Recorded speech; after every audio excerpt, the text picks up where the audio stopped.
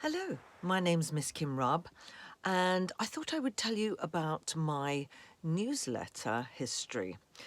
I've recently just decided to change my newsletter and format, etc. And then I started thinking about when I first started writing newsletters. So let's go back 26 years. To pre-internet, I used to write a newsletter for Club Rub, which started in '96. And back then, I would type it up, go to the copy shop, photocopy the newsletter. At the height, it was 1,200 copies. Then stuff them into envelopes and post them to people's houses, snail mail. So that's how the newsletters started.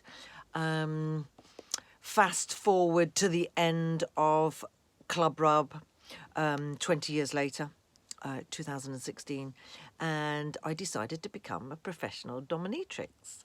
At that point, I hadn't thought about doing a newsletter, but in January 2020, I'd amassed quite a lot of relevant information each month, from Rubber Cult to Mistress Workshop to Queen Bee Society drinks, etc., etc., etc. So I thought perhaps it was time to resurrect a newsletter. So I had noticed on Twitter at the time that they had an option for writing a newsletter. It was a sister company or an associate company, I'm not sure which. It was called Review, and I immediately took to it.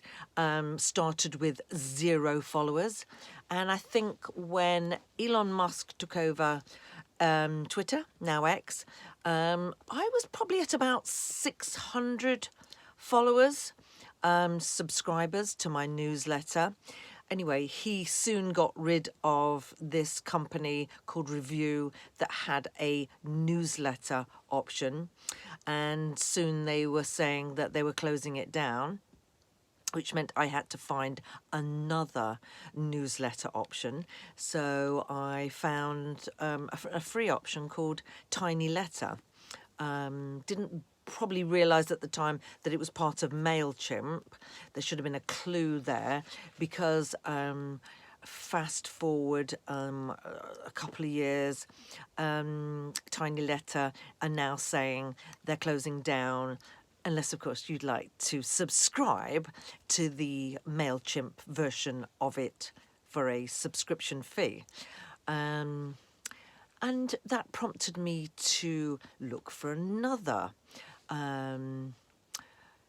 service that I could use to send out newsletters. Anyway, I quickly found Flowdesk, who, within subscribing a couple of hours later, they told me that they were putting my account on hold due to bounced email addresses, and where had I got them from, blah-de-blah-de-blah. Anyway, you know, it's quite annoying when I've got them organically over the last 4 years, to be kind of accused of harvesting them from I don't know where.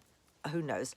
But it kind of led me to think, perhaps I don't need a newsletter service. Perhaps if I put my newsletter on my own website where nobody can tell me off, yet, who knows? I mean, that might come in the future. But if I put my own newsletter on my own website and then set about asking my database individually, sending them an individual email to say, would you like to stay on a smaller list?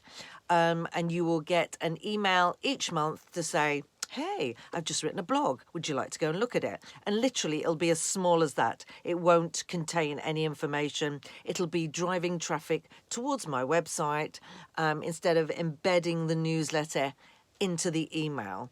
So that's kind of where I'm at the moment. So I've decided to not have an external service provider provide my own newsletter and give people a prompt if they would like a prompt, or even suggest to them, then all they have to do is follow me on Instagram, or follow me on X, or follow me on FetLife, and then they will Facebook, who knows, and then they will see me post a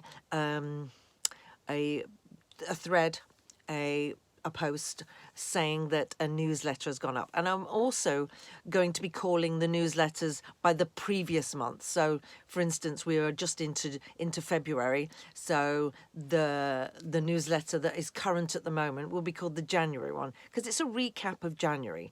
Anyway, so look out for the email asking you if you want to stay on a smaller email list. Also, join up to any of my social media, because that's a good way of spotting when my newsletters have gone live. Or you could just simply go, oh, it's near the end of the month.